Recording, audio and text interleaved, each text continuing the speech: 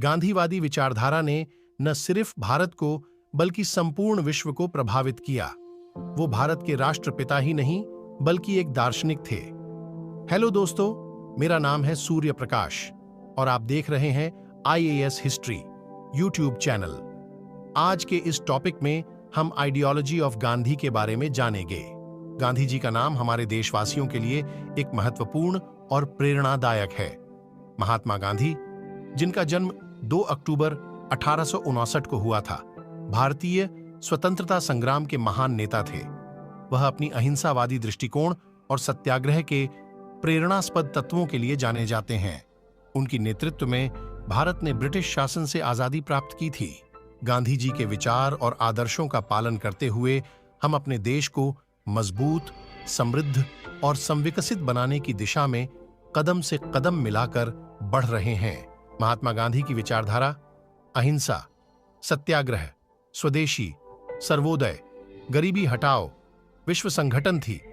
वह भारतीय स्वतंत्रता संग्राम के महान नेता थे, जिन्होंने अपनी आदर्शों के माध्यम से लोगों को सजीव किया और उन्हें आत्मनिर्भरता, सामाजिक न्याय और शांति की ओर प्रेरित किया।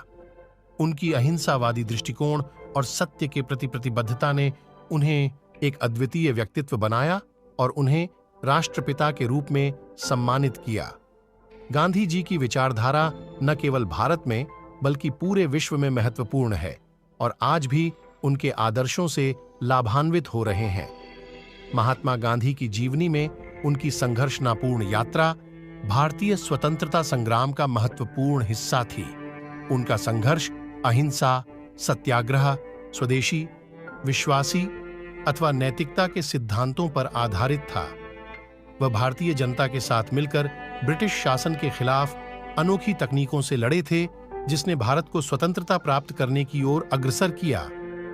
उनकी अहिंसावादी सोच और सत्य के प्रति प्रतिबद्धता ने उन्हें एक अद्वितीय नेता बनाया, जिनका प्रभाव आज भी हमारे समाज में महत्वपूर्ण है।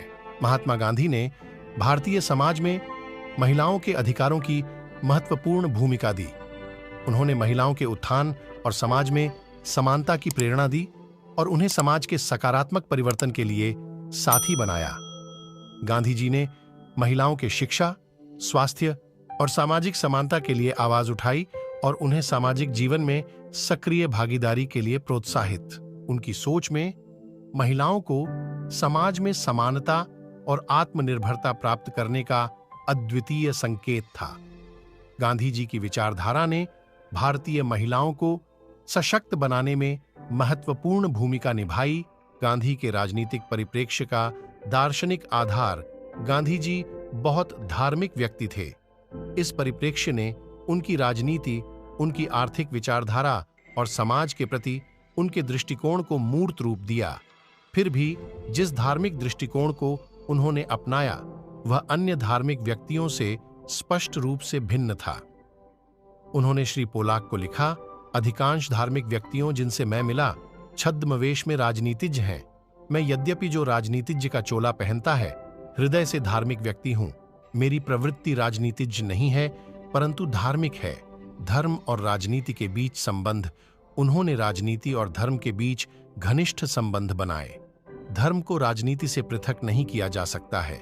उनके लिए ईश्वर का साम्राज्य इस विश्व में यहाँ है, यहाँ आदमियों में और उन आदमियों के अंदर जिनके राजनीतिक कार्य मानवता की सेवा की ओर निर्देशित किए गए हैं।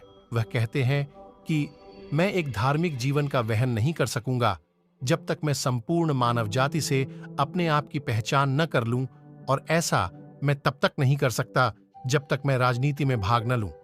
यह तरीका लंबा प्रतीत हो सकता है, परंतु मुझे विश्वास है कि यह सबसे अधिक छोटा है। सत्य, सत्याग्रह और अहिंसा गांधी जी के लिए ईश्वर सत्य है। बाद में उनके जीवन पर्यंत सत्य ही ईश्वर है और सुझाव दिया कि यह उनके जीवन के प्रयोगों के आधारभूत खोजों में से एक है। वे कहते हैं कि यह सत्य है जो विद्यमान रहता है, जो विद्यमान नहीं रहता है वह असत्य है। गांधी जी के लिए मनुष्य का जीवन सत्य या ईश्वर की खोज में उनके अनुसरण साधन है। सत्याग्रह का अर्थ है सत्य के लिए लालसा। सत्याग्रह का अर्थ केवल सत्य के लिए आग्रह नहीं है। वास्तव में यह उन तरीकों से सत्य के लिए दृढ़ रहना है, जो अहिंसात्मक युक्ति है और इसके प्रयोक्ता को अपने शत्रु से प्रेम करने के लिए प्रेरित करता है। यह प्रतिद्वंद्वी को दुर्बल नहीं बनाता है, यह बहादुर का शस्त्र है और अपने दृष्टिकोण में रचनात्मक है। उनका दृढ़ विश्वास था कि सत्य केवल अहिंसा से प्राप्त किया जा सकता है, जो नकारात्मक न हो, जिसमें हिंसा का अभाव हो, परंतु उसमें प्रेम सकारात्मक दृष्टि से परिभाषित हो। अहिंसा के माध्यम से ऐसे सत्य के लिए अपील करते हैं जो लोगों में घर बसाए हैं और लोग स्वयं अपने आप में इसका अनुभव करते हैं और उनके साथ सत्य के लिए हाथ से हाथ मिलाकर सत्य के लिए आगे बढ़ाते हैं, जिन्हें वे पहले अपना विरोधी समझते हैं। स्वराज की अवधारणा। गांधी जी की स्वराज की अवधारणा ब्रिटिश दासता से मुक्त करने मात्र नहीं थी। ऐसी स्वतंत्रता वे चाहते, परंतु उन्होंने कहा कि वे King Log for King Stork, King Log for King Stork नहीं चाहते। एंग स्वराज का अंग्रेजी अनुवाद प्रायः इंडिपेंडेंस किया जाता है, परंतु गांधी जी ने इस शब्द का अधिक गहन अर्थ दिया है। शब्द स्वराज पवित्र वैदिक शब्द है। संसदीय लोकतंत्र पर लोकतंत्र सार रूप में लोकतंत्र का अर्थ सभी के सामान्य हित की सेवा में लोगों के सभी विभिन्न समुदायों के संपूर्ण भौतिक, आर्थिक और आध्यात्मिक संसाधनों की कला और विज्ञान को गतिशील बनाना है। उन्होंने आगे कहा, इससे असत्य तथा हिंसक उपायों के माध्यम से वास्तविक लोकतंत्र या स्वराजन कभी नहीं आ सकता है। गांधी जी वयस्क मताधिकार के समर्थक थे। उन्होंने अनुभव किया कि सभी अल्पसंख्यकों, गरीबों, दलितों, किसानों और महिलाओं के हितों को सुरक्षित करने का केवल मात्र मार्ग है। उन्हें आशा थी कि मतदाता प्रत्याशियों की योग्यताओं को वरीयता देंगे, न कि उनकी जाति, समुदाय या पार्टी संबंध को। वे चाहते थे कि विधानमंडलों में चरित्रवान व्यक्ति आए, भले ही उन्होंने मतदाताओं के लिए पहले कभी भी कोई कार्य नहीं किया हो।